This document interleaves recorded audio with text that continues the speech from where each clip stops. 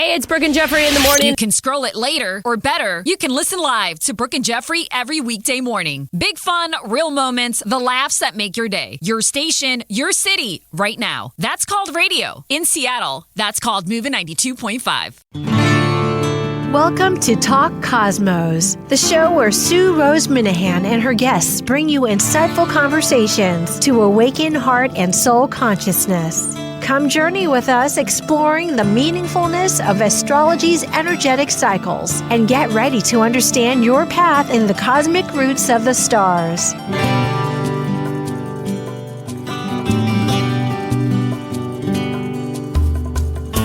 Hello, everybody. I'm Sue Minahan. This is Talk Cosmos, and this will be airing on the 3rd of May, and our subject is Mars and Chiron in Aries.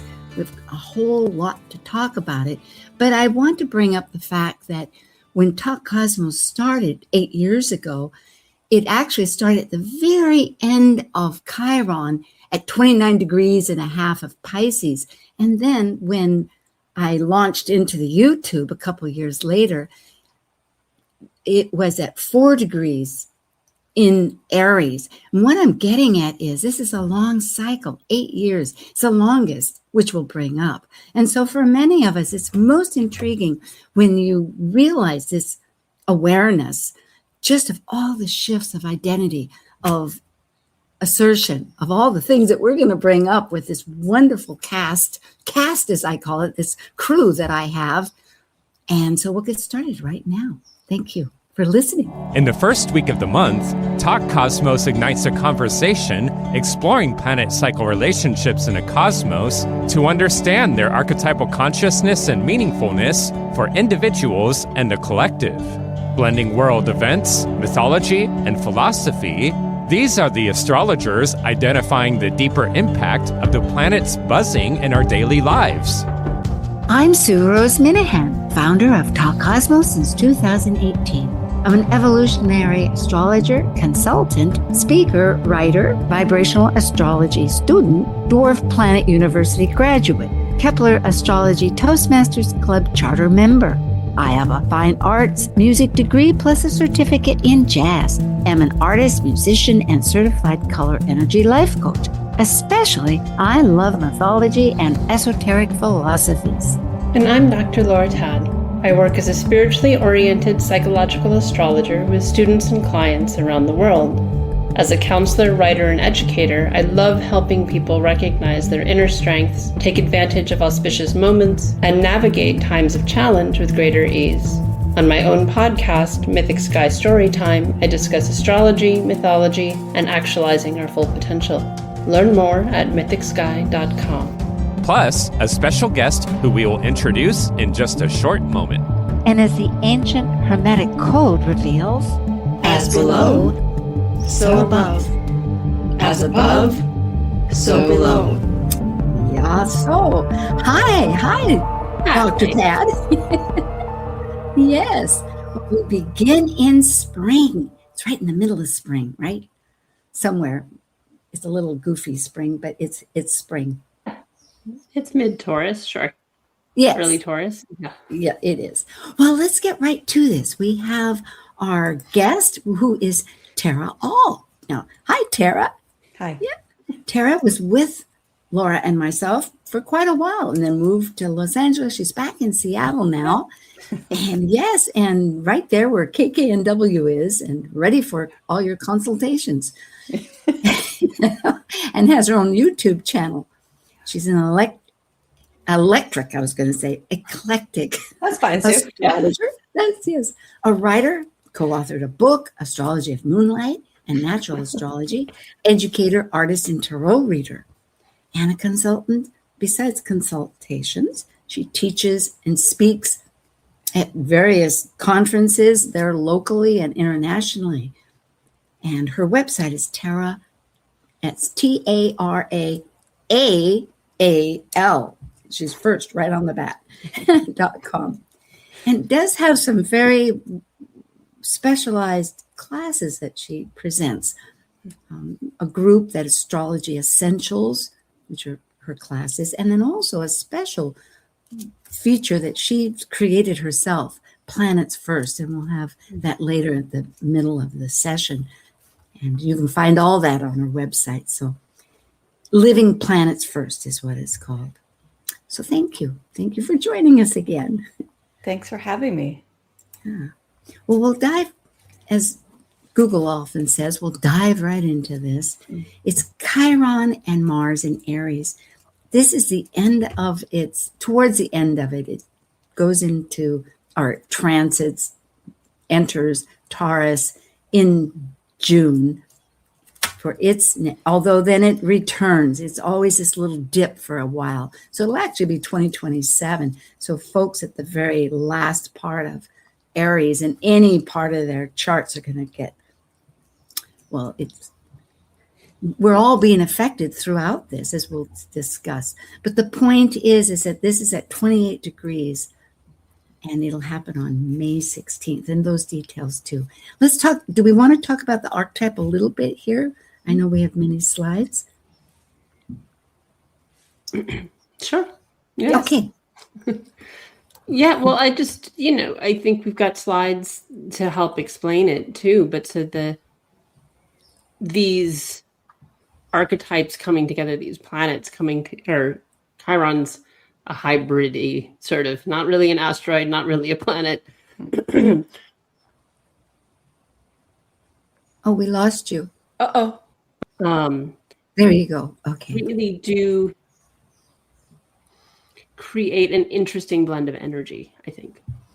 Yes, indeed. One is action with Mars, that drive, that assertion, that motivation. And then Chiron, as we will learn, represents the deepest wound within ourselves. And it's not just managing, it's finally transmuting it. So yes, indeed, we'll come back. In fact, with Mars, it was known as Aries in the Greek mythology of war and agriculture, actually. Isn't that fascinating? I find always agriculture, of that birth process.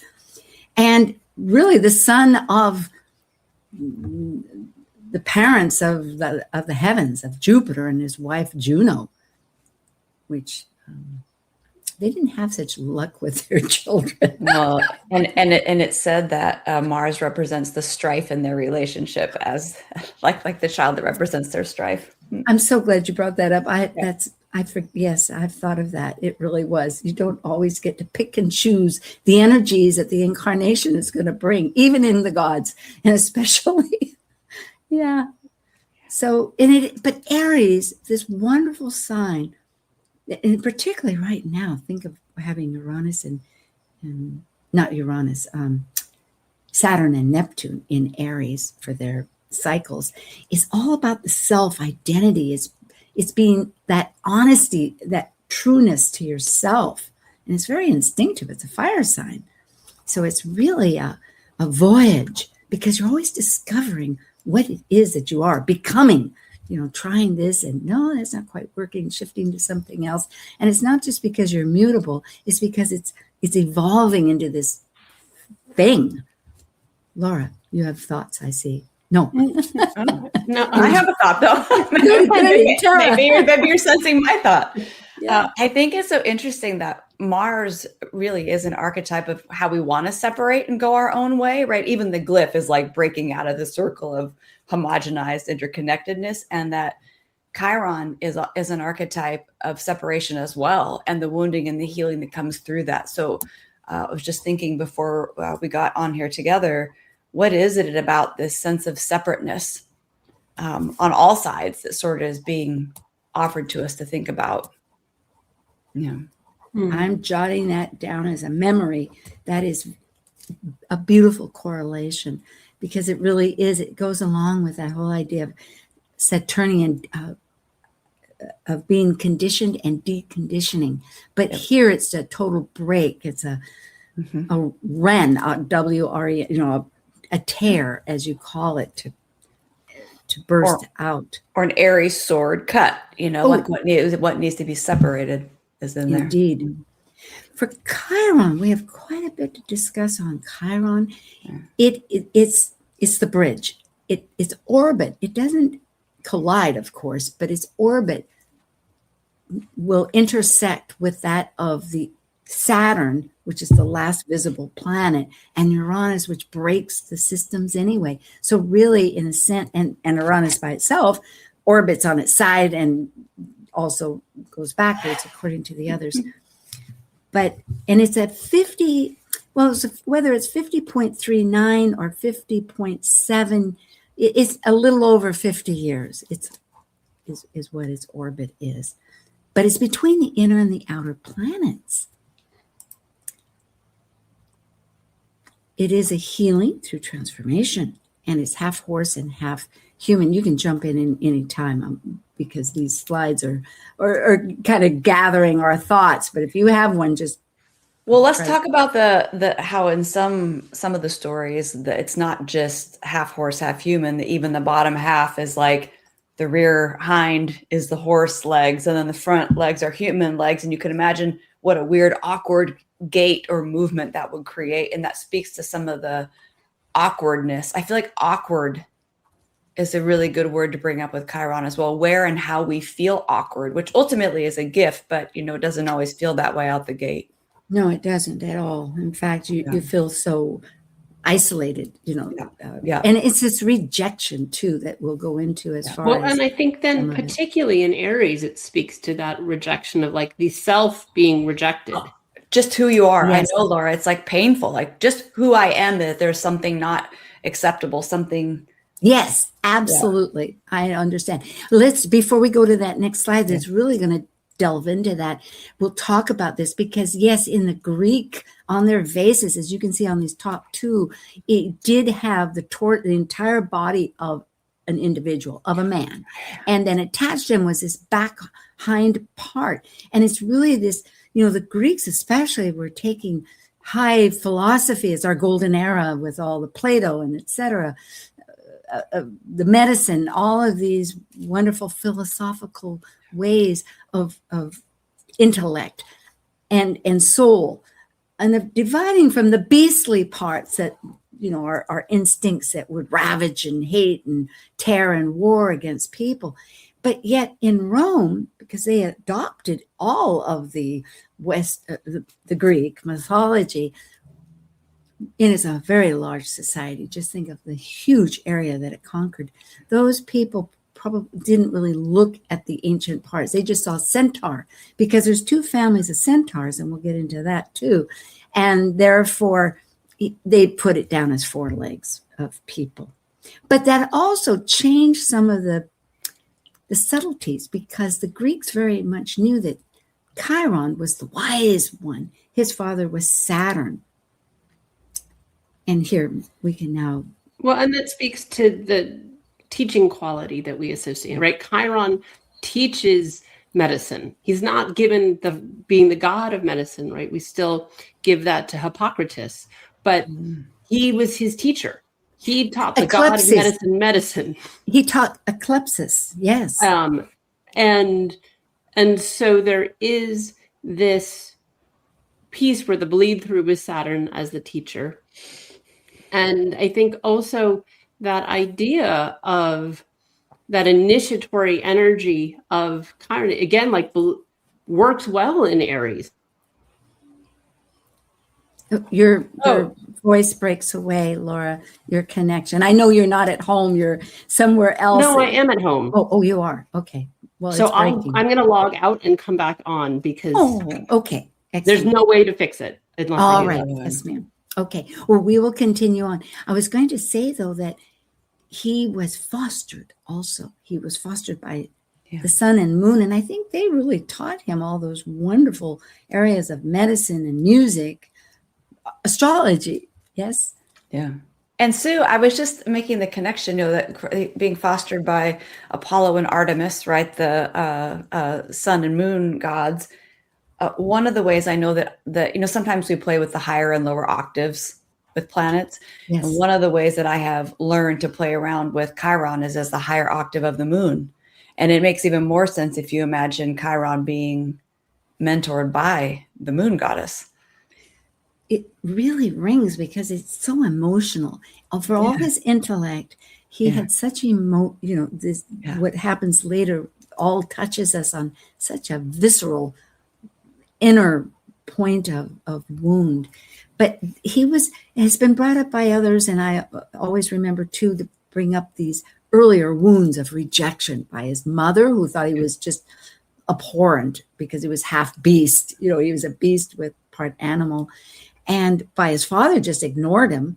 And then the other centaurs that had their father by Ixion. And I, having studied Ixion, the dwarf planet of lawlessness, he, in his second chance to be redeemed by Zeus, tried to seduce Juno. And at that point, Zeus made the cloud look like Juno. So he mated with Juno and then created all the centaurs. And so that's where these other centaurs have Ixion, the lawlessness. It's okay to be lawless in the sense, in a certain way, like Chiron. Well, you want your most personal things to be real, to be true, to be identity, to be valid, confirmed, authenticated, you might say. But on the other hand, you can't violate other people, like killing off your father-in-law like Ixion did, and raping the ruler's wife, and etc. But the rowdiness of the centaurs actually fits well with the sign it's associated with, Sagittarius, right? Rowdy is a word sometimes we would use for that energy. But Laura, you're back, and I was really curious. You started to say that you think that Chiron goes well with Aries, and I think Chiron might go well with fire in general, because fire and identity, there's something about Chiron that helps to heal or open up what we really are. What were you going to say? So, that idea of instinct that we give Aries. And so that thread of that instinctual energy of that first sign of the zodiac, and then the hybrid physicality of Chiron being human and animal in that early developmental I love it. Of that from a physiological perspective. And so that in that way he's this, and he's an earlier centaur, right? He's an earlier creature as well. And so speaking to that sort of early development of consciousness. And pioneering something new, like his whole form was something new. And that's an Aries thing too, right? The beginning of something new, something that you step out and have the guts to do it. And I mean, we could say maybe he didn't choose it, but he definitely went forward with it. Yeah. It is a full insight here. And his second wound, which we often reference as him being this wounded healer, I like to think of it as alchemy, actually. He's the wounded healer. He's the master teacher. And it's when his student Hercules, who had done his 12 labors, had a poisoned arrow in order to kill Hydra, the snake, I believe. And at any rate, with that party, the riot that came out when they were having festivities with the wine, they flew off. And there's different versions, but the point is one arrow hit Chiron. And it's fascinating to me always to contemplate that, because what goes around comes around. You carry poison with you on any means, it's going to hurt somebody or something. Like he taught, Chiron had taught Hercules about about this warfare, and then it turned against him, actually. And here only death would release him from this horrible pain that he was unable to heal, yet he was actually immortal, because both his parents were immortal. He had a nymph mother, and Saturn was his father, who's a Titan god. And so therefore he had a hard case. I know there's thoughts here. You want to chime in?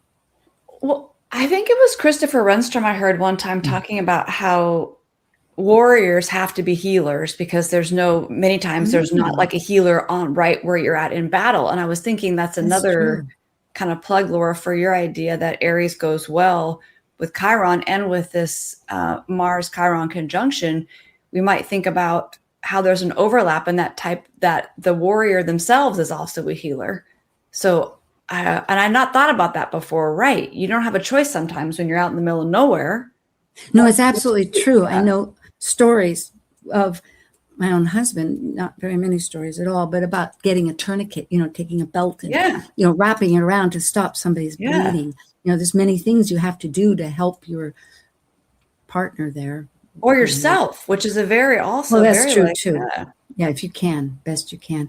Yeah. So in the story, there's Prometheus. Last time we discussed with Mark Jones about Uranus and the idea of Prometheus also. Prometheus gave fire to humans. This was not agreed upon. It gave the clay figures life and vitality, and he was punished. Zeus came in the form of an eagle and ate his liver that kept regrowing every day. And the liver, interestingly, when you look at medical associations on a metaphysical terms, is grief. And I've often thought, isn't that fascinating to think that grief is can be that part of life. Grief is part of our existence too. And that, Sue, just like grief doesn't end, you may learn to live with it differently. It doesn't end. I feel like Chiron work is that way. There's not necessarily an end point, It's, how do you live in that way? I think that's kind of a misconception that we are going to all reach this place of, well, when I'm healed, then I'll, X, Y, Z. Like close that book, put it on the shelf. No, Chiron teaches us that it's to live with it. And the medicine comes through the healing that's continual. And presenting, as he did, this exchange where each one received a gift, and from the wounded experience it lends, because Chiron said, okay, because part of the mythology was if someone would exchange his life for Prometheus, then Prometheus could be freed. So Chiron, the only way out was death. And so he offered his life for Prometheus. But instead of going to Hades, which at that time was over, it didn't have the rebirth idea necessarily, because it was finally with other mythologies of Persephone where this rebirth occurred. But Zeus said, hey, you've been sacrificial, etc. I am elevating you into the heavens in the constellation. So isn't it interesting that he giving up his immortality frees him from his pain, and then he frees Prometheus? I feel like that little story in itself is something that we can all really think about in our own lives. How can that type of thing happen? Yes, it is a death. It's an actual death. I know I was taught with Maurice Fernandez, and many people may have said, but he said he's the only one, the only God that could die. So there is this element of a gift through death. And it doesn't need to be, folks, literal death here. We are talking metaphysical, yet one can associate it in a sense. Chiron's actually quite visible in a death chart. Yes. And, you can see. And how I think that idea of liberation. Yeah. Right? That by letting something die, whether it is literal or metaphorical, that there is liberation in that release and in that transition and transformation, that things that weren't even possible prior to that death suddenly become possible. Beautiful. I wrote that word down too. What is a sense of separation, awkward, how we feel, and liberation? Yeah. It is so true. It's got a little Pluto feeling, doesn't it? When you think into that respect. Oh. Yeah. Well, he did. He was going to go down to Hades. Yes, he come up. So Mars and Chiron actually is a 2-year cycle. Mars orbit goes every 2 years. However, Chiron has a 50-year plus cycle, and Chiron in Aries is the longest. It's very elliptical. Chiron's orbit swings way out and comes back, so it's very uneven, and in its longest in Aries, 8 to 9 years. And it's like 8. Not even 2 in Libra. Like that's how big exactly. Is. It's another plug for it being strong in Aries. Very much so. That's where it likes to be. So it can have a lot of. So in this case, it had 4 conjunctions in Aries, which we will give some history that Laura looked into. However, I did a nerdy search from 1700 to 4000 Common Era, and I found out that most of them were 5 transits, and then it was 22 transits, and then it was 16 in Aries, and then it was 4. It was 5 and 4. They were predominant, and they only had 4 each in both 3 and 6. So it will go to 3 and it will go to 6, and there was really no rhyme or reason because it is so elliptical. But it is 4 times in this case, although it's often 5. So it goes from 2020 to 2022, 24, and 26. The one we're focused on mostly, folks, if you want to jot it down for the audio people, is May 16th at 28 degrees, 24 minutes. And this happens to be on the East Coast. You can adjust it to your time. In the afternoon at 3:34. It's actually, so there. And Laura, perhaps you Well, so these are just the ones that we've had recently, right? So even though, you know, they're within the last 6 years, it's I think it's still helpful to get a sense of maybe some of what was going on and this, at least for this particular cycle, this running theme of what we sort of saw as like the sacred no, and this warrior, like this fighting with a cause that I think is part of that Aries energy in particular. So looking at this particularly with these 2 celestial bodies lining up in Aries, this sort of cause-driven energy. So the most recent one that happened in 2024, the state of Vermont passed a law requiring fossil fuel companies to pay for the damages that caused climate change. And so there's this there's this warrior energy to me in that, of saying like, no, we're holding you accountable. The Chiron energy of wounded healers, like, you injured the earth. It has to heal. We're going to hold you accountable for the damage that you've done. Yeah.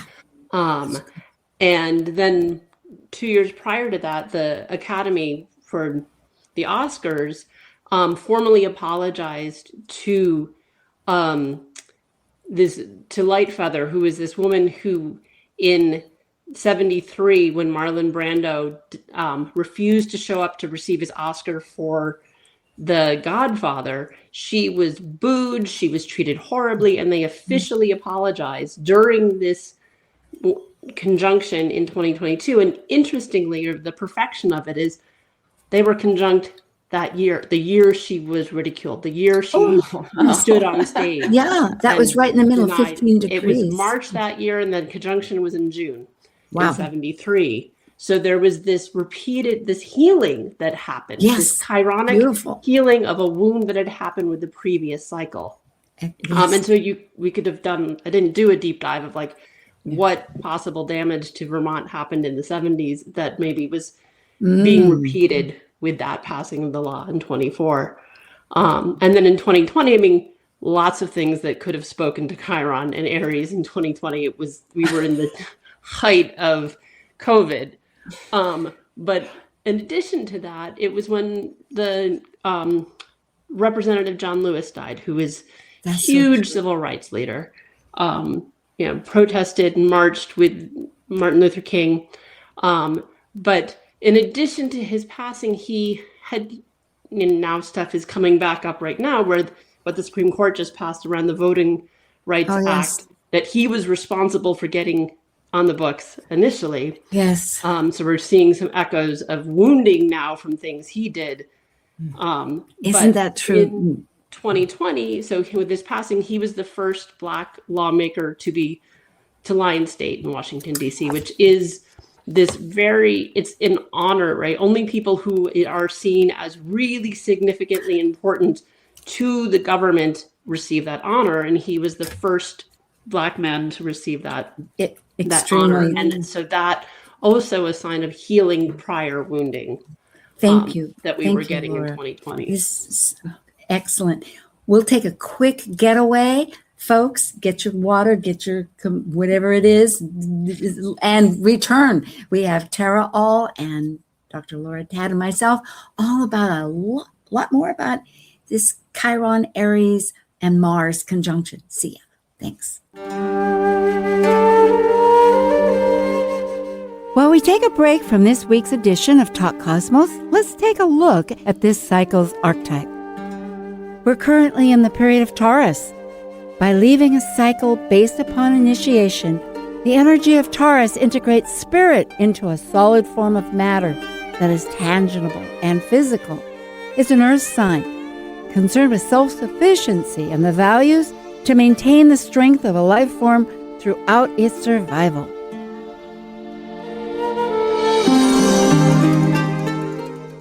Talk Cosmos ignites insightful conversations to awaken heart and soul consciousness with hour-long programs every Sunday at 1 p.m. Pacific on KKNW. Also available to watch live on the Talk Cosmos YouTube channel and Facebook page. While you're there, make sure you click their like and subscribe buttons so you get the full Talk Cosmos experience. You can listen to earlier podcasts since 2018, either on most podcast carriers or under the video tab on Talk Cosmos YouTube. To join our expedition and find out about upcoming programs, sign up for the newsletter at talkcosmos.com and launch your week into the cosmic wonder. This is Martha Norwalk. Every Sunday morning, beginning at 9 a.m., thanks in part to newprosupplements.com, we cover the world of animals. This week, it's our energy balancing show with best practitioner Linda Rasmussen. We'll take your phone calls, and Linda will help you and your animal friends with emotional, behavioral, and physical issues. Hope you can join us for your free remote treatments. Martha Norwalk's Animal World, Sunday morning, 9 a.m. to noon, right here on Alternative Talk, AM 1150. There's a reason they invented the internet. It's called 1150kknw.com.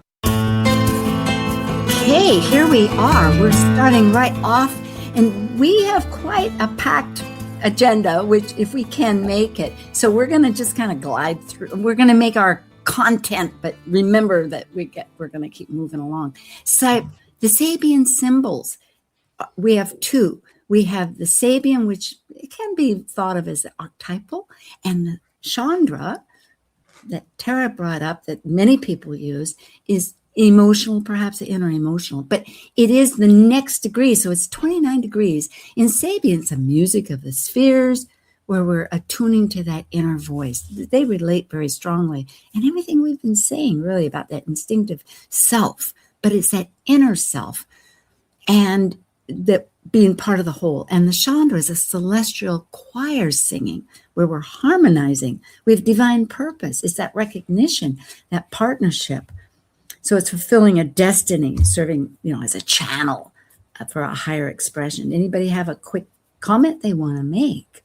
Well, I can just throw out one more Chandra symbol because I have a different book of Chandra symbols, and it's a different symbol. It's Dr. Jekyll drinks the potion. Ooh, and go ahead and tell us how you interpret that. It basically says, and this is coming from Elias Lonsdale's book, Chandra Symbols. The unconscious mind and the subconscious mind bear seeds of worlds which the conscious mind had yet to penetrate. These worlds can turn from dark to light and back again, but they are there, crying out to be fathomed, accessed, given their part in a dance. It is no longer possible to push into far shadows that part of the light which dwells in darkness. And so you must bring up, playfully or mischievously, candidly or surreptitiously, all of the hidden places. Ooh, I love it. That's so much, so much like a centaur, the whole dynamics, the inner self that we're really emerging. Mm-hmm. Well, here is a AI graphic, that I was asking for, and it brings up the choir, the interconnection, the unity of the ideal, but through that deep, dark composting that perhaps the other suggested. Yeah. So Tara Aal can be found at her website, taraaal.com, and her YouTube is at Tara Aal. Dr. Laura Tad is mythicsky.com. I always do this just after the break. So that's what I'm doing here. Yeah. And she has mythicsky.com and has her story time, which is Mythic Sky Story Time, and her YouTube. So that's a podcast. Okay, it's a podcast. All right. Well, then we need to edit that. But it's on it's very good. And you can find all this on her website and at her YouTube is Mythic Sky. And for myself, it's Talk Cosmos, and I'm at Talk Cosmos. Tara has 2 books. She co-authored. This is the same book. One's just in Spanish. Yes. It's in a couple of Exactly. Yeah, exactly. Astrology by Moonlight, which is so appropriate. Anyway, it's a wonderful book that's been out, and you can find it on Amazon, among other things. And also her Living Planets First, which is, do you have a course coming up, or is this I am. In fact, I'm planning to offer a 9-month immersion in Living Planets First, where we collectively as a group live one at a time, coming up this fall. So if you connect with me, I can give you more info. Yeah. That will be transformational. That'll be excellent. That's the goal. Yes. Dr. Tad has monthly lectures, Cosmic Conversations. It's on Zoom now. It's the second Wednesday of the month. It's $30, and you can get that. Contact her on her online. And Mythic Sky Storytime is her podcast. Yep. So. Yeah, and then her moon journal that she also created. Exactly. And moons everywhere. Yeah. Yes, moons everywhere. I guess that's the idea. Well, we're both Cancer, so of course. Yes, we're a moony couple. Yes. Yeah.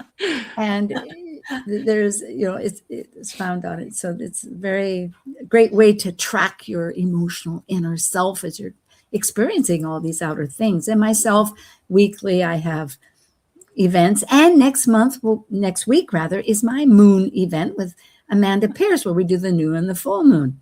So that's always exciting.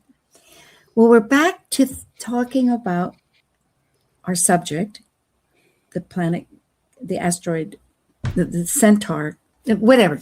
Chiron and Mars and Aries. I'm trying to leap forward. Yes, that's right.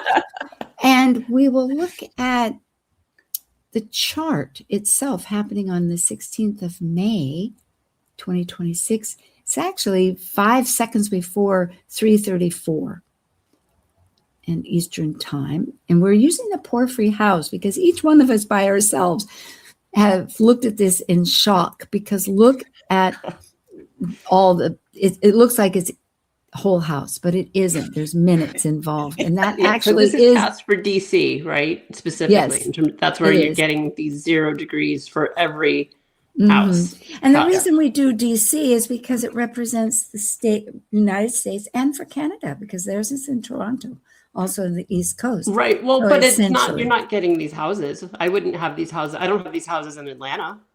Okay. Well, that's fine. But interesting. Not exactly, but okay. So in DC we do. And I ran it myself, even questioning, could it really be 0 on each cusp? But it was. Yeah, it is most intriguing. And with Porphyry, they divide the quadrants equally. So that's why you get this. If it were Coke that's similar, it'd be a little off. Look at these conjunctions wherever you are, despite the house structure. There are these distinct conjunctions. It's 5 minutes before before the new moon. The new moon is going to be exactly at 4:00. Just 5 minutes. So you have the sun, the moon, and Ceres, who is also very emotional, very nurturing, out of grief, very grief-oriented symbol of how we nurture ourselves to overcome our grief. And they're all in Taurus. But then we have this conjunction, is our topic, of Mars and Chiron. And Aries, who wants to be included, it's exclusion and exclusion, bar none, however you look at the mythology, saying, hey, what if you excluded? Because you feel as though something within you is being unrecognized by others. So have we recognized it ourselves, is what she's saying. So it's so strong here as far as just these that are not always easy to merge. Mm-hmm. Yeah, I wonder, there's a piece of this, again, like thinking about, okay, how has it manifested this cycle? And what are we going to fight for? Yeah.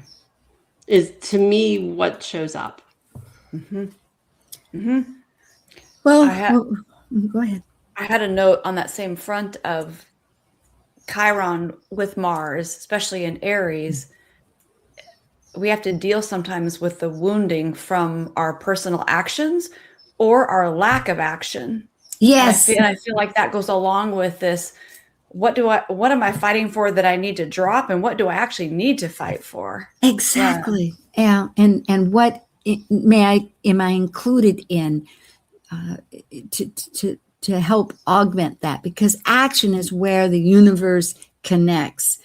Evolution is one change to the next. Action, sitting just silent, dormant, is not the way of the world. Or the way of Mars or Aries. So well, particularly, but the way of the world. They say action. The universe loves action. This will be our one chart, and I've focused on. There's several integral patterns. There's a yod that always wants adjustment, and that's with the South Node. It's of wanting to, involve with Pluto too. So we're changing something, but it's not easy. The other one is Uranus. It just entered Gemini, and it's squaring in action the South Node and the North Node. So there is this working of, in fact, you could even say that it's a learning process, those two, because Uranus that's squaring also is trining, in a flow with Pluto. So you have this flowing change of what's happening suddenly, this action-oriented, trying to rework what we're coming out of with our Virgonian self, and this awkward adjustment with how that's getting changed. So it's a learning process, as what that triangle is called. But then we also have Uranus is really key here in many ways. It just came in because it's still with that mini grand trine, as we call it, with a sextile with Neptune and Pluto, which is going to go on for 3 years. So this is the backbone. This is always another plateau, another chapter, you could say, in this book of transformation. And what else? I guess that's it, but that's a lot. Yeah, it seems like with Uranus square the nodes, right, at the bendings, that both Virgo and Pisces tend to over-sacrifice in certain ways, and Uranus really kind of, even though I think Uranus is like collective intelligence, collective mind, it also kind of pulls for the individual. And I think there's something about, where have I lost myself? Or maybe, I hate the word authentic these days, but you know what I mean when I say, where have I lost? What is the most, yeah. Where have I lost this thing that is more me, without having to do what I'm told, kind of Virgo, you know what I mean? Yeah. And then Pisces, sometimes the solution is just, I'm going to numb myself out of it. I don't even want to know it's happening. And then divert. And disassociate, yeah, all of it, which I get it. Or Virgo, overwork. I know how to do that really well too. Overwork. Give me another assignment. I know how to fix this. Do the dishes, if nothing else. Yeah.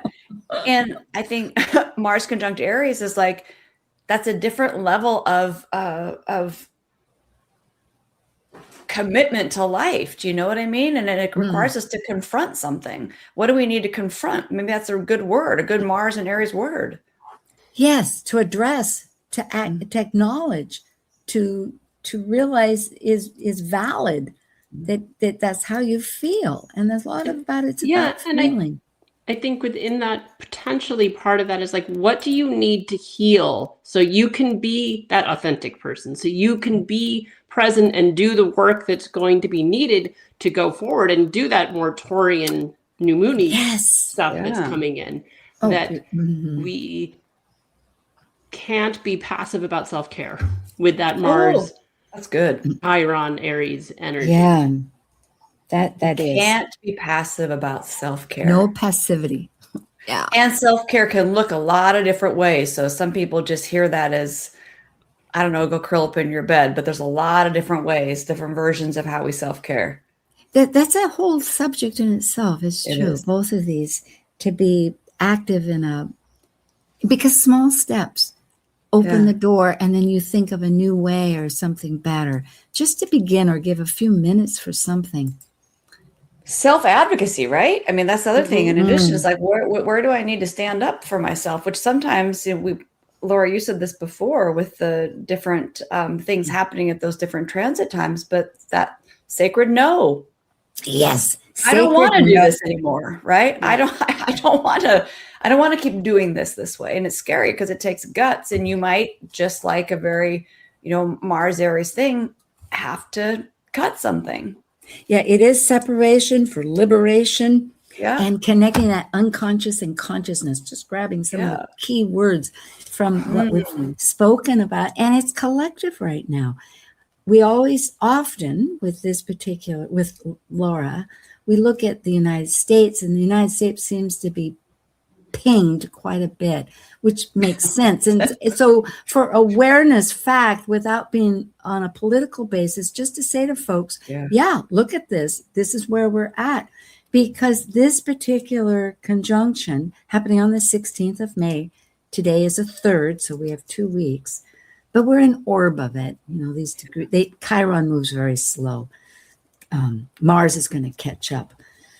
But when it's also been, as Laura was pointing out with our history, it's been an 8-year experience. And the United States had its own Chiron return. Talk Cosmos went over that for extensively in 2023, 2024 with various subjects when it was conjunct. But we're still experiencing it, such as anything, like Talk Cosmos itself since the YouTube, in 2020 at 4 degrees. So here we are. What I'm saying is, at 28 degrees, it happens to be in a very action-oriented square. That's not good or bad, but it's Action City, where everybody's got their motive of direction, with our natal transformational symbol or energy, consciousness, archetype of Pluto. Or unconscious, which is even more a little scary, because what is being woken up in the unconscious? Absolutely. And Go ahead. And the first quarter square is not just action. We oftentimes, at least in evolutionary astrology world, we say crisis and action. So, oh yes, I love that, crisis. So there's that, like, we have to try it, but those results might come right back and smack us in the face. That's why there is this evolution of just steps. I think that is one reason why I have this mini grand trine with the outer planets, is that we're adjusting all the times. But right now it is pretty critical. And in that T square, because it's in a T square, meaning it's in conjunction with, in relationship, I should say, aspect with our natal Mercury. And Jupiter has been, now it's going direct, but it started at 25 degrees and it went all the way back to past our sun, and now it's on its 3rd trip back over our thinking operation, which we have Mercury in retrograde. It's a retrograde in Cancer. So we're really assessing all the time about our roots. It makes sense. People came over here from other countries. And the people that we took the land away from are probably thinking a lot about it too. The Native Indians and people that were brought here from Africa. And Jupiter, it plants seeds, right, for new ways of discovering meaning and purpose, but it also sometimes shines a big flashlight. And so this could be on information, especially things that have been kept hidden. I mean, it's already happening. We don't need a chart to tell us that things are coming out all over the place.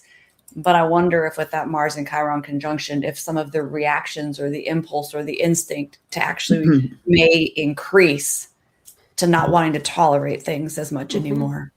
Particularly with the moons. I separated these out to be 2, because during our pre-chat, folks, it was brought up that, this is really something to discuss. And I thought, yes, it is, as I pondered more into it. And moons are activating each other moons. In other words, our natal moon, which represents the people in horary, and in this sense, mundane, looking at it on a collective scale. And then the transiting sun and moon that is coming up on that same date on the 16th, which incorporates our ego and our emotional self, our whole embodiment with our heads and our nurturing ourselves. And then, of course, just to throw in more food for both of your thoughts, we have strategist Athena saying, how are we going to work this out? It's big. Well, and Athena's interesting because sometimes she defaults to the patriarchy. So that's an interesting thing to play around with, right? I mean, there's two ways to look at her. I mean, she has allowed the matriarchy in some ways to survive through her, but there's interesting dynamics around that, which at least align with the United States pretty on point. Yeah, I think that came up with the Iliad. Yeah, how she did. Well,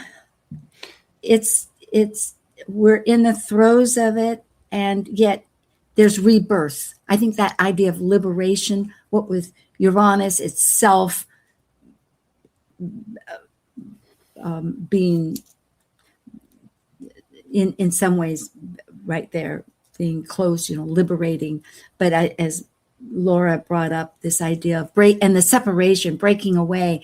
But it is something where something needs to perish and finish. And there's consciousness that needs to be repurposed, re-understood always through every Chiron return, because it is, do I belong? What is my identity? It's big. And I think there's something, the word witness, I think, is a really good Chiron word. Maybe Jason Hawley has emphasized that, and I've picked it up over time. But part of the question I say with Chiron and Mars together, what needs to be witnessed about that Mars? Maybe your anger needs to be witnessed. Maybe your frustration needs to be witnessed. If you've been sitting and swallowing your anger for your whole lifetime, for example, I mean, it can be a very scary process, or maybe it's fear. Maybe your fear needs to truly be witnessed. And by witness, I don't mean like fix it. No. I mean, it needs to be witnessed. Sat with, observed, loved, held. And yes. Oh, I love that. Cancerian, nurturing. Ceres. Oh, isn't this grand? It's like, like a salve to the wound. But you're right. You brought Ceres in before, and this brings it in even stronger of that. What do we need to witness? What do we need to nurture? Yeah. And those little actions can be through finding out how we can participate, finding a way of action, however it is, whether it's in your household, whether it's in your family, your neighborhood, wherever it is works for you, to function with a role, you could say, with a new activity that networks in a community, which is giving service. And that teaches us how we're operating too. That could be a way. Yeah, it is. And these are just meant to kind of help us think a little bit, because it is that we have culture, neighborhood, our environment, and it's shifting that wound wisdom. Wound wisdom, realizing that there's something to share from it, that others experience that too. Well, right. I mean, there's the phrase that's thrown around a lot of like hurt people, but healed people heal people. Yeah. Yeah. There's also, and then there's that phrase too, that says being healthy and whole does not mean not hurting. We all hurt, right? Oh, yes. Or we can do two things at once. We can feel both. hurt. It can be both. Yes, it can be both. Yes. Oh boy, oh boy, oh boy. Well, I threw in Talk Cosmos here because suddenly your thoughts were so much. And I realized, oh my goodness, with the YouTube,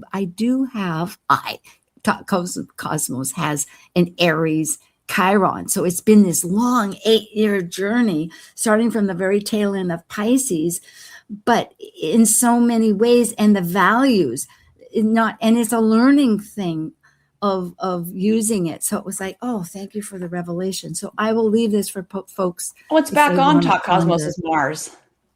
Say what? So it's on Talk Cosmos just had a Mars return. Oh no! Or is it was 22-ish, right? It's hard to. Yes, but I did from that. Yes, so recently had a Mars return, right, with Chiron right in there. That's pretty prominent. There you go. In fact, I started looking at other people's charts saying, oh my goodness, all these things that it worked for them. So it there it is. It's within our circle of consciousness, trying to love the parts that were unconscious, whether we like that centaurian part or not. Yes, love the things that feel unlovable. I feel like that's such a big part of it. Yeah, and of ourselves, of each other's, everybody's going through some kind of dynamic of this. Yeah. It's a beautiful cycle of a rebirth, really, of its own sense, purpose, and all. Well, thank you, Dr. Laura Tad, and thank you, Tara Aal. It's great to connect, and we wish everybody a journey of love.